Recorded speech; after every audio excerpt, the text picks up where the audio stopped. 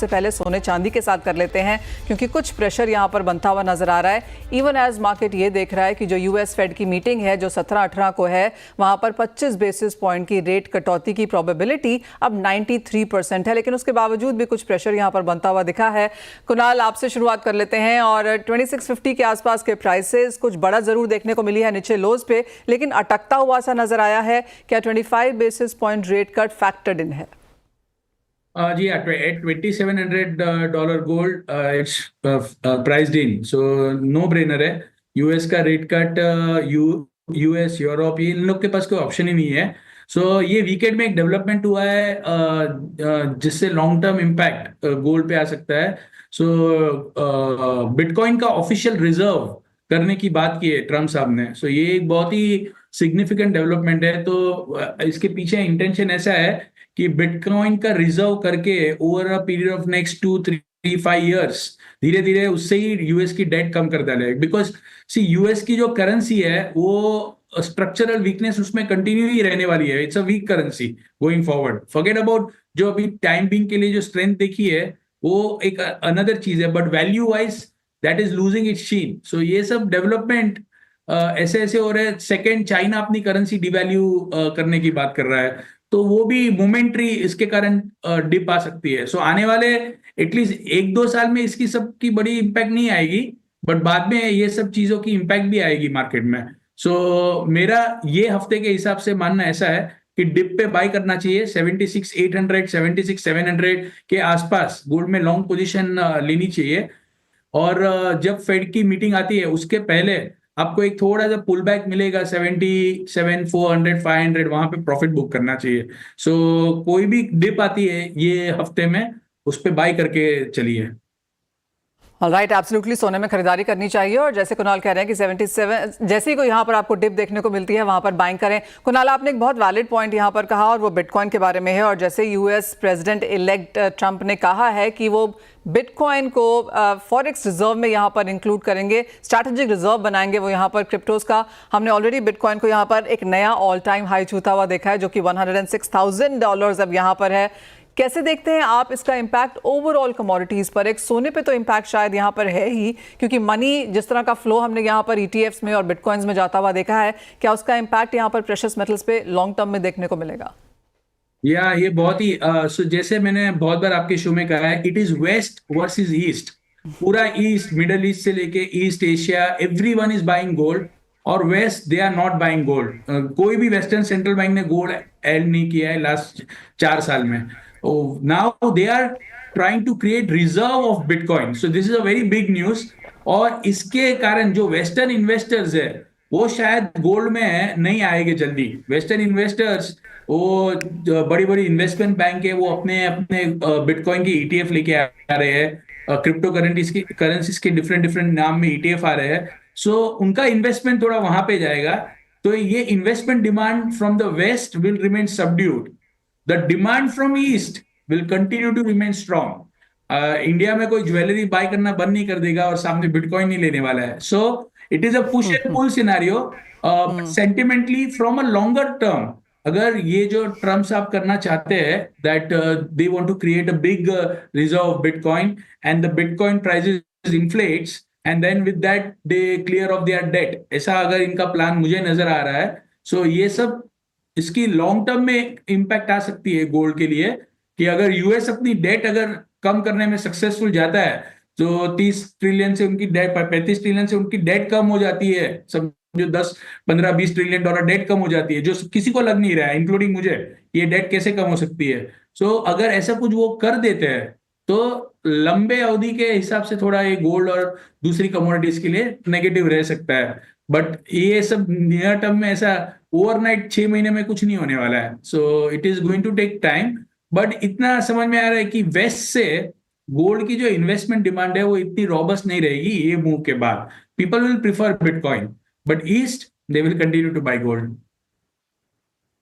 Waste versus East है, जहां पर पिछले साल तो हमने अच्छी खासी खरीदारी आते हुए देखी। सोने में फंड्स ने यहां पर अच्छी खासी बाइंग भी करी, ईटीएफ्स अभी भी कर रहे हैं ग्लोबल मार्केट्स में, लेकिन एक बड़ा इन्वेस्टमेंट हमने in sense of billions of dollars यहां पर क्रिप्टो करेंसीज में जाता हुआ भी देखा है। लेकिन ईस्ट पे लौट आते हैं और हमारे साथ अब रोकड़े ज्वेलर्स के एमडी राजेश रोकड़े हैं। राजेश जी, ईस्ट का क्या हाल है, स्पेशली इंडियन मार्केट्स में जहां पर शादियों का सीजन है?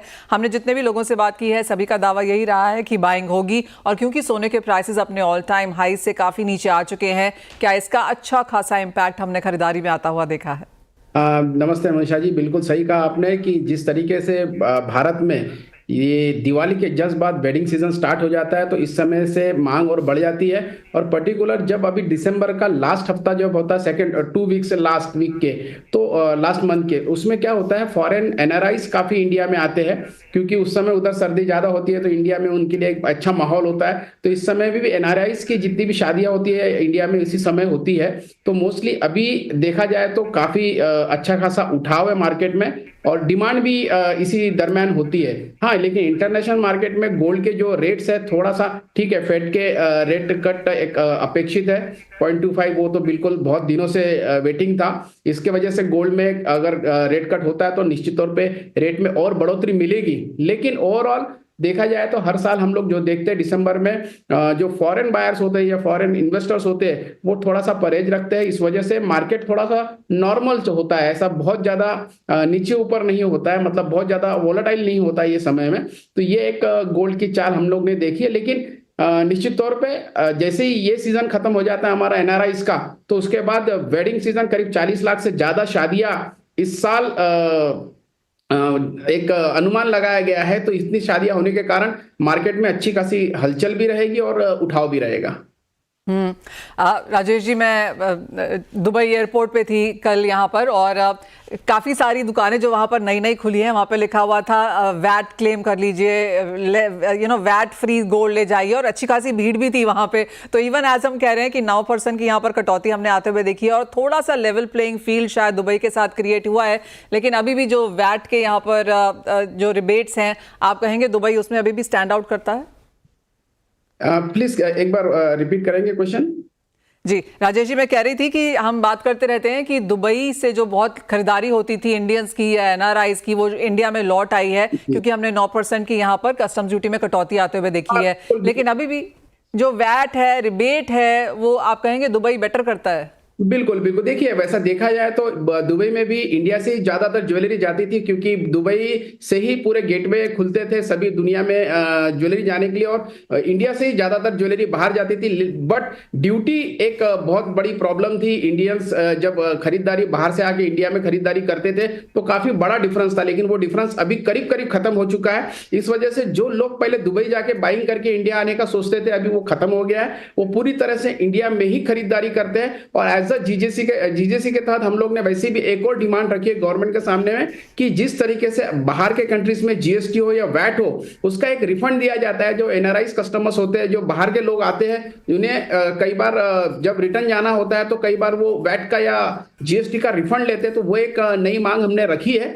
जिससे कि शायद यहाँ पे जो ज्वेलरी है वो और डिमांड में बढ़ जाएगी।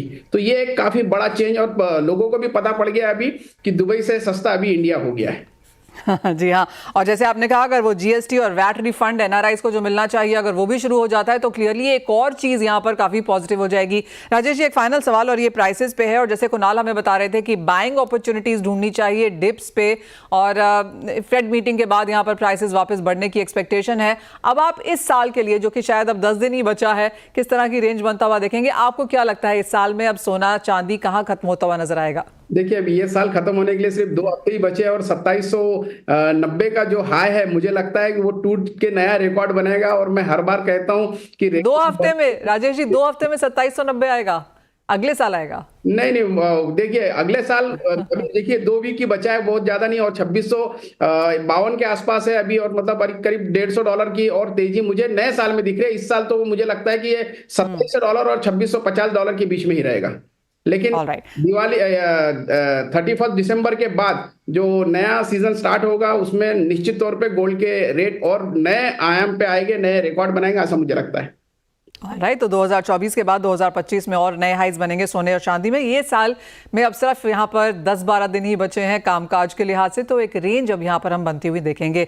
राजेश जी एज ऑलवेज बहुत शुक्रिया बात करने के लिए, हमें बताने के लिए कि प्राइसेस कहाँ जा सकते हैं, इंडियन डिमांड कैसी है, और ऑफकोर्स जो जीजेसी ने यहाँ पर प्रस्ताव रखा है जीएसटी वैट को लेकर, उस पर आगे अगले साल में एक्सपेक्टेड है कि हम कुछ डेवलपमेंट्स आता हुआ देखेंगे। वेल,